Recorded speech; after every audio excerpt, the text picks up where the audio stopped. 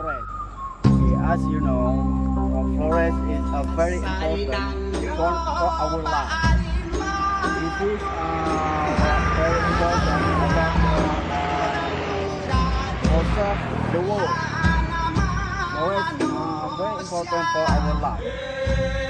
So we must to save forest to our children and for our environment.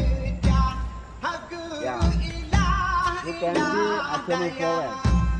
This is a very beautiful. Ever Liana DiCaprio ever here in Aceh in the last year, he was Aceh forest.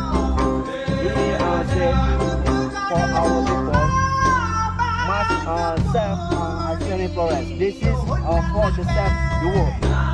Because Aceh forest is very naturally.